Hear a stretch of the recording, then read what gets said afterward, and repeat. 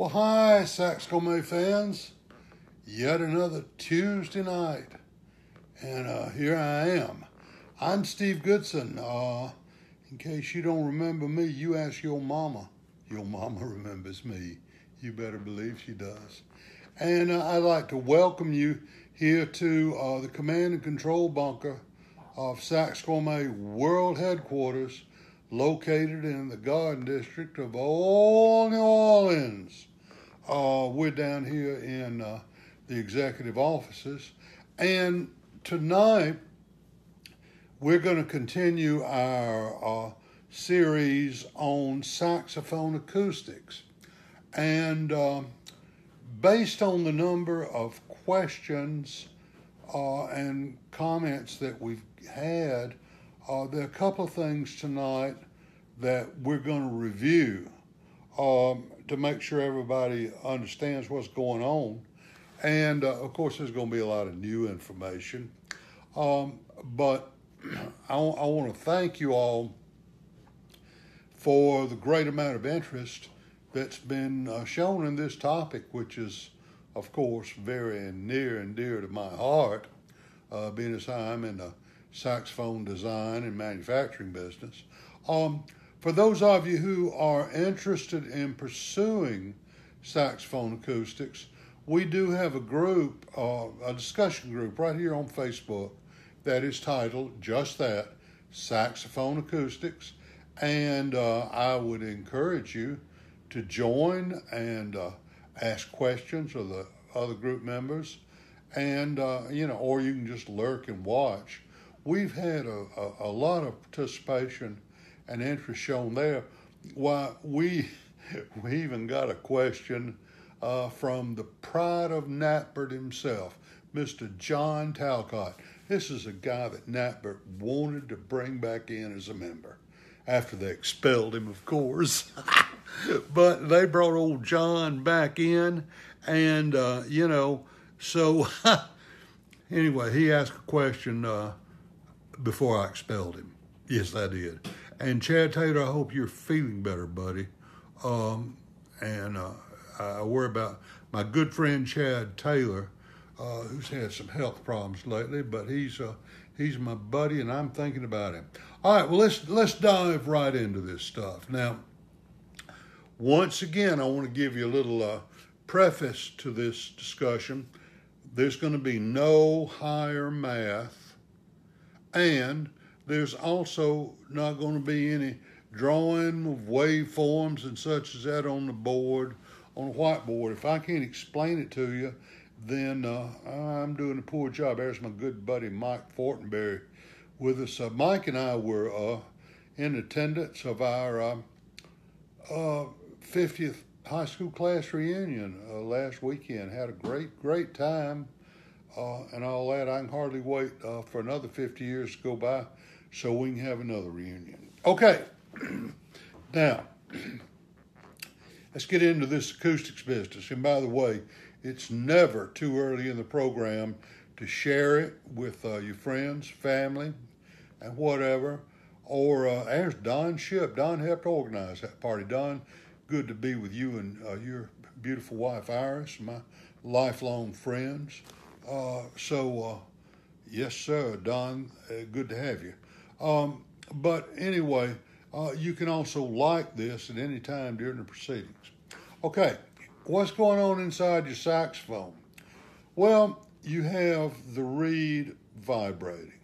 And the vibrating reed, the reed is set into motion by air pressure from the player's body. And you need to understand that that is the source of energy for the horn. Now, we're only concerned about that energy wave.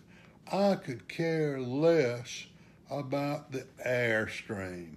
And these guys that say, Steve, my horn is hard to blow. My horn's hard to blow, so do this. Finger low, B flat with everything closed.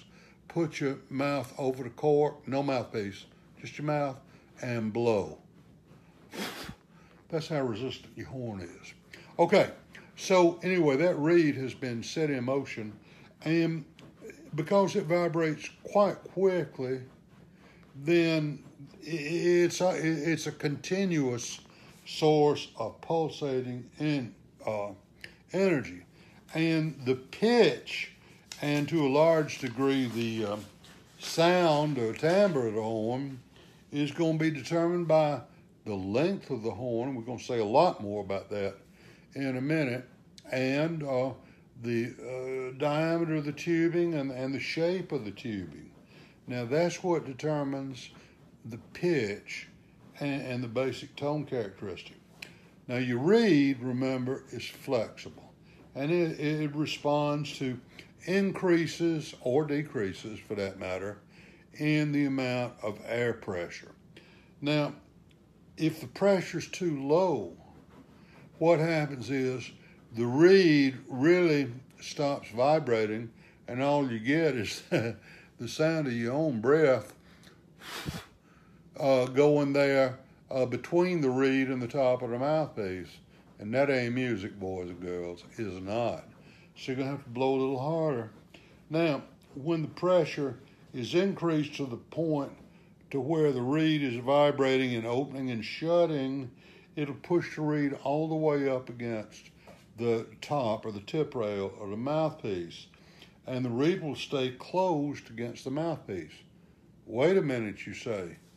You say, wait a minute, Steve, how can we make music if the reed is up against the top of the mouthpiece and doesn't release? Well, that's because as the wave travels down the horn, down the body, then what happens is there's going to be friction caused by contact with the body tube, or to a degree contact with the air that's inside there. And that friction is going to cause the reed to release due to the friction causes a decrease in pressure, cause the reed to release. You keep blowing and it starts happening all over again.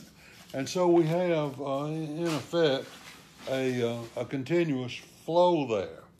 Now, changes in the amount of pressure on the reed can significantly change the pitch and some other characteristics of what's going on. And so you better pay close attention to what I'm about to tell you. As the amount of air pressure increases, what happens is the fundamental tone. Y'all know about fundamental tones? Let's talk a minute about that. When we play a note A, then here comes A, but in addition to A, at twice the number of cycles per second, we get A an octave higher. And then we get A plus A, that octave higher, plus up a fifth, and we get the fifth of the dominant of A, which is E. So, wait a minute, we're getting all this stuff going on at one time. And as the pressure is increased and increased, the wave produces more and more of these upper harmonics. That's what those additional notes are called. Now, if you really get to driving that note, pressing too hard, then the waveform, instead of being those nice, beautiful curves that we all know and love, oh man, suddenly it begins to exhibit square waveforms or clip, and we've all been conditioned to say, that doesn't sound too good. As a matter of fact, I don't know any society that thinks clip waveforms are very appealing. So at any rate, we want to always keep those waveforms, somewhat symmetrical if we can. Now, if you are trying to play loudly, but you want to avoid a clipped wave or something that's harsh, here's something that you can do, is use a harder reed. Now, that being said, it is true that a harder reed will give you a more mellow at higher volume levels. True. But I always believed that you could overcome that by changes in the mouthpiece tip opening or length of the facing or the nature of the curve. And we're going to talk all about that in a future session, all that crazy mouthpiece math. But it is true that if you want to play loud, but you want to play with a good sound, you better get yourself, if you don't want to buy a new mouthpiece, just a harder reed or clip the tip, something like that. That's true. Full disclosure, any of you who have ever been to see me in my teaching studio or our showroom know that I prefer very soft reeds, or that I prefer, and use those in conjunction with very wide tip openings and very long facing curves. Works for me. And don't any of you ever accuse me of sounding bad at high volume levels. And yes, I am a loud player. You ask anybody who's ever stood beside me. All right, the additional harmonics that are generated as we increase the pressure trick our ear. Let me take you back. Some of you may be old enough to remember this. I know I am. But you remember, you used to be on your car stereo, you had a button that said loudness. And it did exactly that. You rocking along and, listening to the Stones and, they're playing Brown Sugar, and here comes time for Bobby Keys solo, and you press that loudness button, and suddenly it was like you turned up the volume. That isn't what you really did. What you did on your car stereo was you changed the equalization. In other words, the mix of the harmonics and the dominance of one over another. And that's because the human ear is very much imperfect. The human ear doesn't hear all frequencies evenly. So we can trick your ear. We sure can. And that's what that loudness button was all about. But we can do the same thing with our saxophone if we're aware of what's like that. Soft reeds, now remember, are more flexible. Well, we know that. And are thus more responsive to changes in the pressure from you. Now, I think that makes them potentially more expressive. And listen, you go ask some of them young ladies used to listen to me play, and they'll say, oh, he'd play those ballads, and it was so expressive and so romantic and so beautiful. And then I'd tell them about the Candy and Puppies on the tour bus, and they'd love it. But at any rate, the fact of the matter is that I think a soft reed is very good for expressive kind of playing.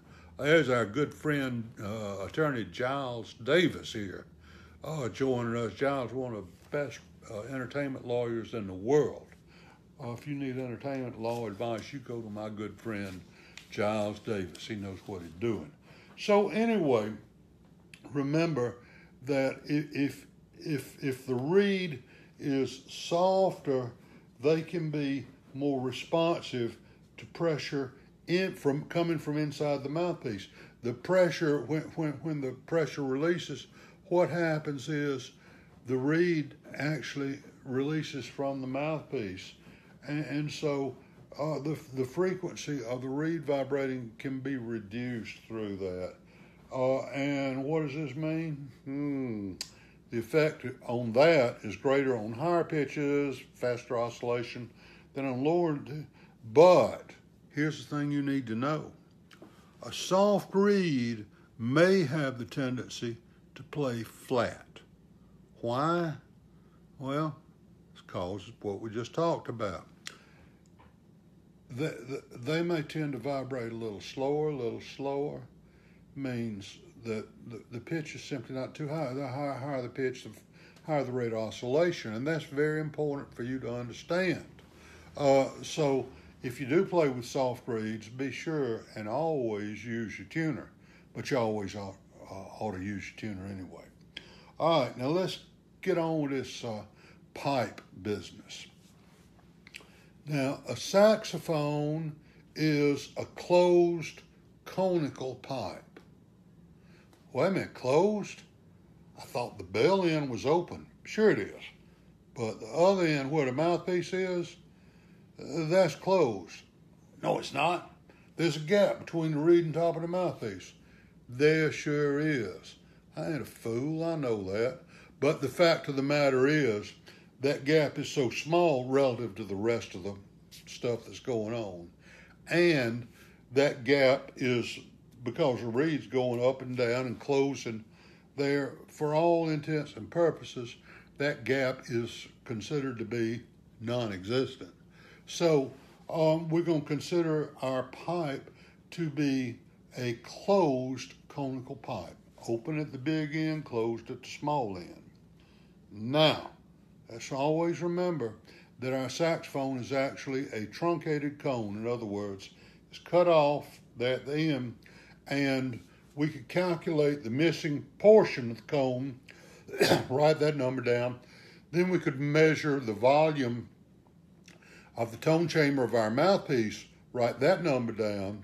The further apart those two numbers are, the worse the intonation on your saxophone is going to be. And I'm sorry, that's the way that is in this universe.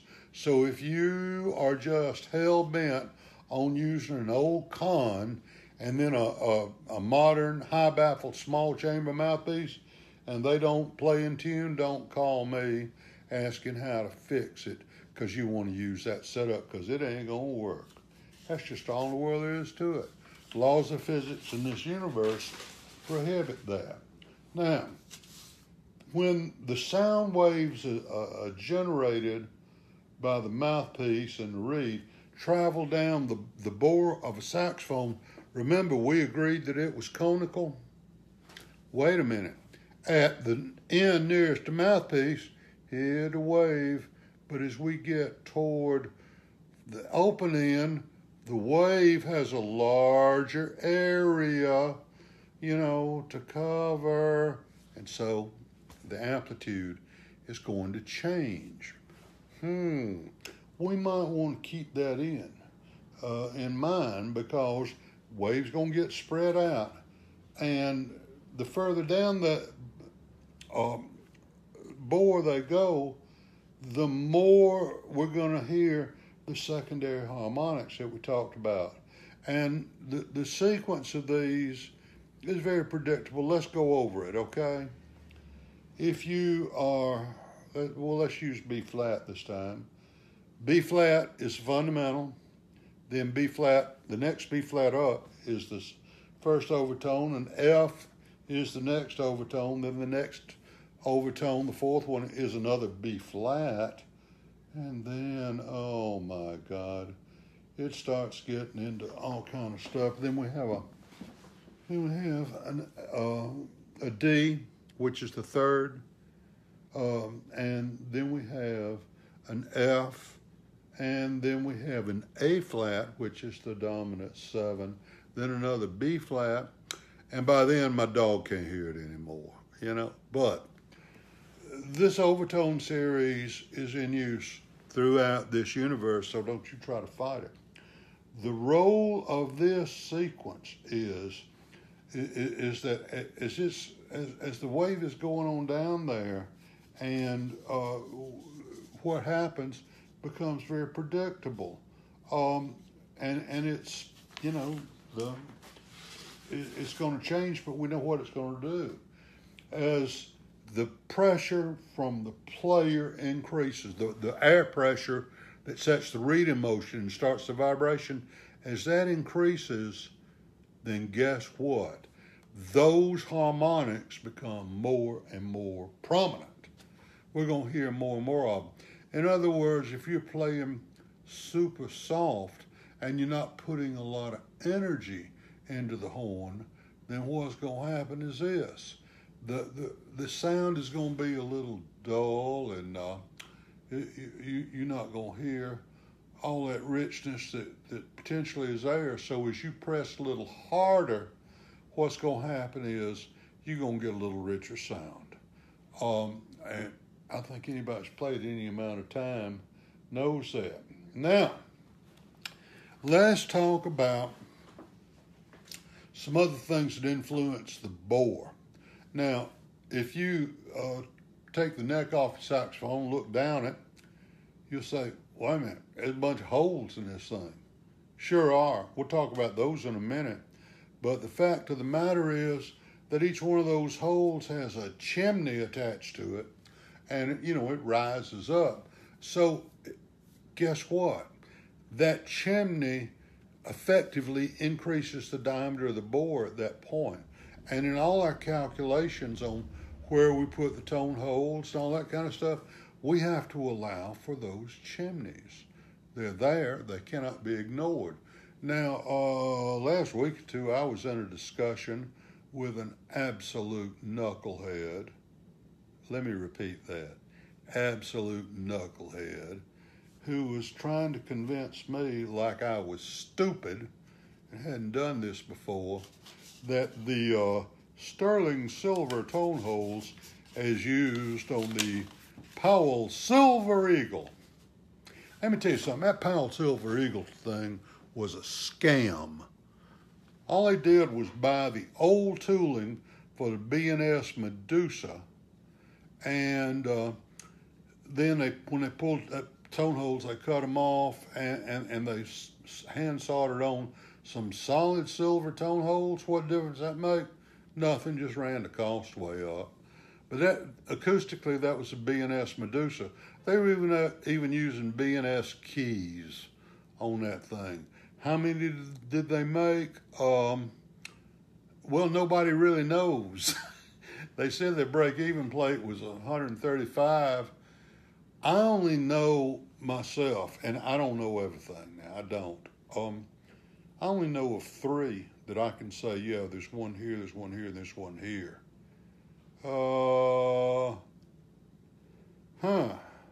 That's funny. I would think if they produced the number they said, you would at least see those floating around, but they're not. But anyway, the material for the tone holes doesn't make any difference. Also, I hate to tell you folks that are big fans of vintage horns, if you have rolled tone holes, whether they are soldered on rings or actually rolled, the actual roll itself makes no acoustic difference. Did you hear me? Now, it makes a difference in the way the pad sits down, the way it feels and all that, but it doesn't make any difference whatsoever in the way that horn plays. None, zero, nana. Okay, so roll tone holes, are they good? Sure they are. They have their place. But the fact of the matter is that, that's just about feel. It's not about acoustics. Doesn't have anything to do with it.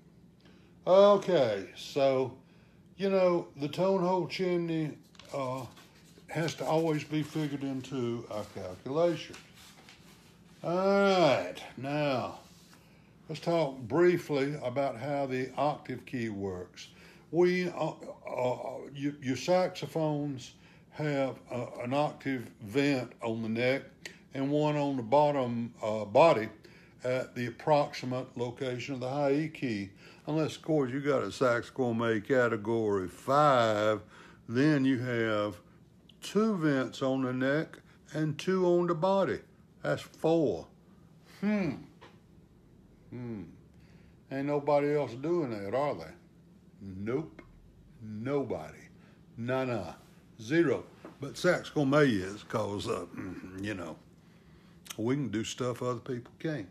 But the fact is, the way that works is, as that wave is going through the horn, what happens is that if we open that octave vent, it destroys the fundamental, and the first overtone, which is an octave, becomes the dominant pitch that we hear. And if you're having trouble with when you use your octave key, note splitting and all that, make sure those vents are cleared out real good. A lot of times I see them and they've got all kind of gunk living in them and such as that. So that's simply how they work. there isn't much to it that you need to know. Other than that, just trust that the people that designed and built your saxophone put those vents on there right in the right place. Now, let's talk about our tone holes and how we figure out where to put them, how big around they should be, and what can happen if those calculations are wrong. Let's start at the large end of the horn. And we're going to say we got everything closed and we play in low B flat. Okay, now if you're playing low B flat and you want to make that a low B, you open the first tone hole from the bell. And of course, the tone holes, the diameter of the tone holes will have some correlation to the diameter of the bore at that point. And so what's going to happen is this. That next tone hole should raise the pitch half a step. How do we know where to put it? Well, when the horn designers are sitting at the bar talking and, you know, Jerome Selmer's buying the drinks or something, then we talk about the 6% rule. In every tone hole, as we move up closer to the mouthpiece, we shorten the horn by 6%. Now, the actual number that we use, if we want to be accurate, is 7 digits, 5.9, I don't even remember what it is. But that number tells us where the effective center of each tone hole should be in order to raise it a semitone, a half a pitch. But then you get into this. As we're moving on up the body and we're figuring those out, what about the effect of the tone hole chimneys? Well, of course, you have to allow for that because, after all, remember we agreed that the diameter of the bore is increased every time there's a tone hole chimney. Sure it is. Okay, so we keep rocking on along, and if you look, and this is very evident on the right-hand stack, the lower stack of your saxophone. So everybody go get your horn out the case and look at this. Let's look at the F, E, and D tone holes. Okay? Now, between the D and the E, there is, operated by your little finger, the E flat tone hole. And what goes on is the D is one size, and for the purposes of discussion, let's say that it's the right size, okay? Then here comes the E flat, and it should be a little bit smaller, and then it should be, of course, placed about 6% beyond the center of the D tone hole. Well, yeah, maybe, possibly, sort of, kind of. And then we get from the E flat tone hole to the E. And you will notice, ladies and gentlemen, boys and girls, course repeaters and second year students, that E tone hole tends to be pretty small relative to the others. And then you've got the F compared to the E. The F's a lot bigger. We better ponder this for a minute.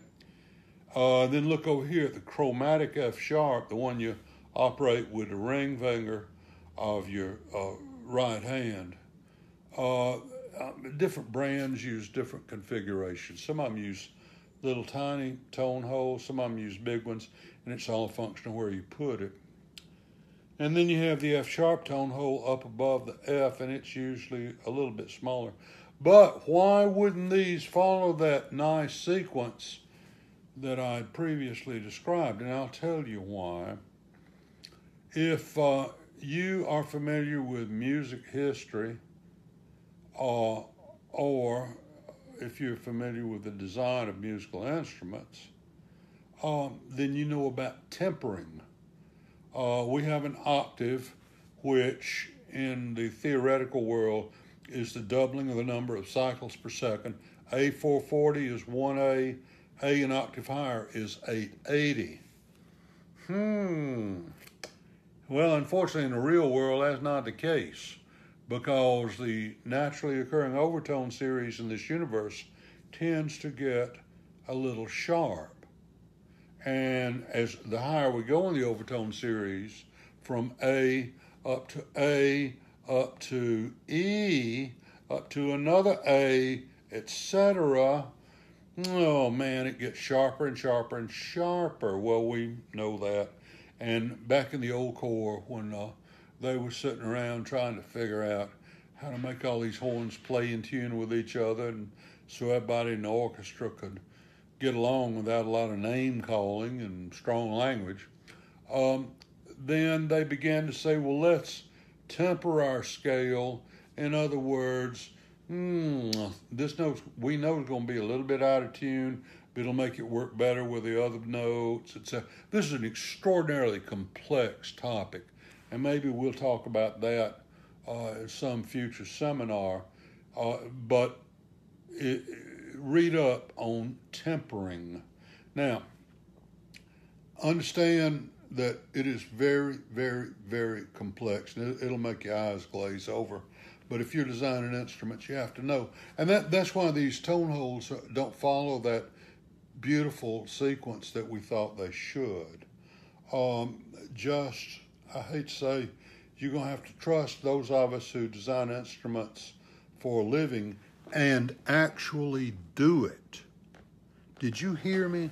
I'm talking about, only listen to somebody that's got horns out there with their name on them all over the world.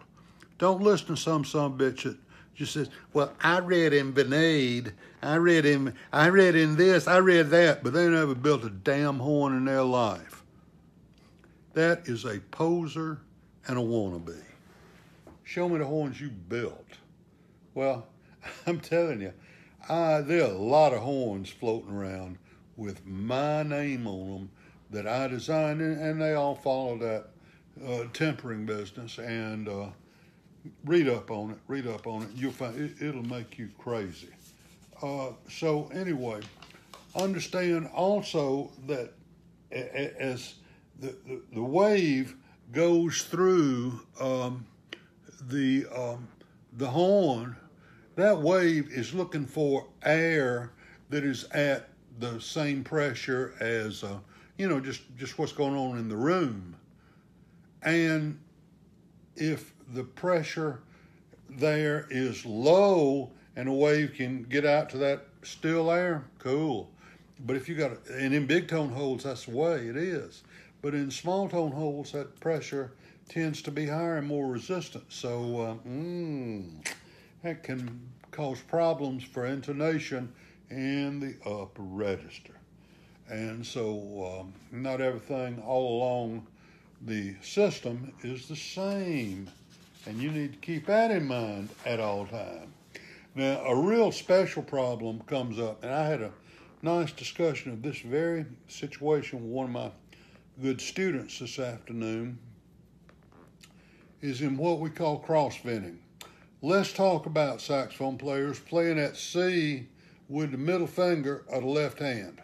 Now, what's going on? We press that and we get a C because there's a bar back here, and we close the small pad at the top.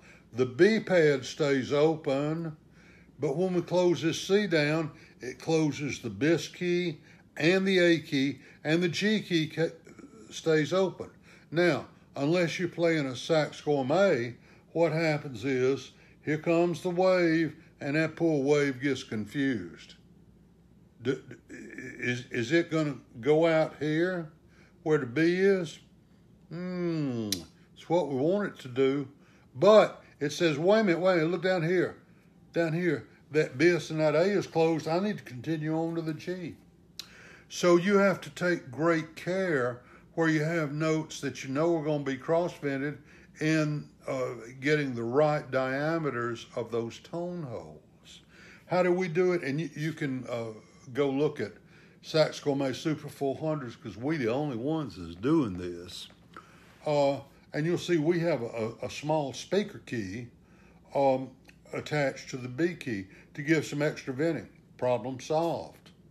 And this problem is why the chromatic C, where you play the B and then the middle side key, that always sounds better than the middle finger C because there's no cross venting there.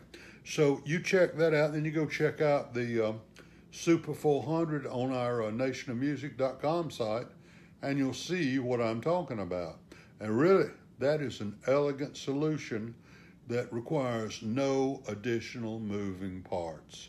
Zero, nada. No force springs, anything like that. It is simple, and it works. And I'll be damned if I know why everybody else doesn't do this. All right, so that you got to watch for that cross venting. Cross venting effectively lengthens the horn, even though it doesn't.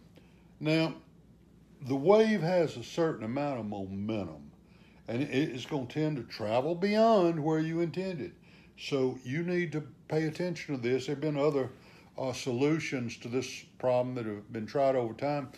Some of the old Kings and Cons had double G keys to try to overdo this. The Holton had a speaker key on the Rudy Wiedoff model. And then, like I said, for the upper stacks, the Sax Gourmet horns have an additional speaker key, and you ought to check that out. All right, now you're going to learn something. Let's talk about the bell of the saxophone. And, you know, I see people all the time advertising, well, this is our big bell series. We have the biggest bell. My bell's bigger than your bell. Yeah.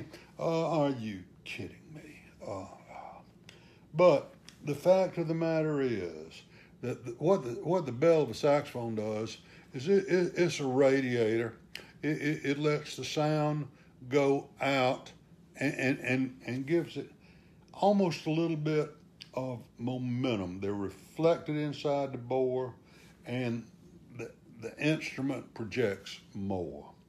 The bell shape can be selective in that it's going to be, you can make it favor certain frequencies. Now, there is a certain amount of experimentation required to figure out which frequencies you want to favor, because you can't go out and buy a book that'll tell you the answer to that. And you've got to be careful when you're doing your bell design. Now remember, the bell's at the far end of the horn. Well, yeah, here's the bell, and that bell design that you would have thought only affected low C, C sharp, B flat, can have a very great and significant impact on the upper notes and the palm key notes. Yeah. So, particularly if it's a bigger bell, the bigger it gets, the more complex those problems get. Larger bells often have the effect on those upper notes due to the fact that the bell opening is maybe too small, and the instrument can be, if it's too large, it'll affect those upper notes. If it's too small, it'll make the instrument play very stuffy. Now I want to talk about one other thing with regard to bells. Over the years, there have been people that sold you saxophones at a premium in price with solid silver bells. And how much difference did that make? Well, it depended on whether you are selling saxophones or whether you just buying saxophones. If you're selling saxophones, it makes a great difference because your profit margin increases. If you are buying saxophones, a solid silver bell isn't going to make a significant amount of difference at all. Now, that being said, a solid silver neck will have a significant difference because it will respond a little quicker. But solid silver bells by themselves, nope. Sorry. All right, now we've covered a lot of material tonight, and I hope that you have learned something. If you have questions, I welcome them. You can join our Saxophone Acoustics group and post there, or you can contact me privately. But and you can even call me on the telephone during business hours. I'm usually in my office from 10 a.m. until 3 p.m. Monday, Tuesday, Wednesday, and Thursday. I am not in my office any evenings, and I am not in my office on Friday, Saturday, or Sunday. But, call me, and I'm glad to chat about this if I have the time. If I don't answer the phone, that means that I'm with another client or on another line. I have 3 incoming lines on my desk, and at any given time, I can usually keep 2 or 3 phones going.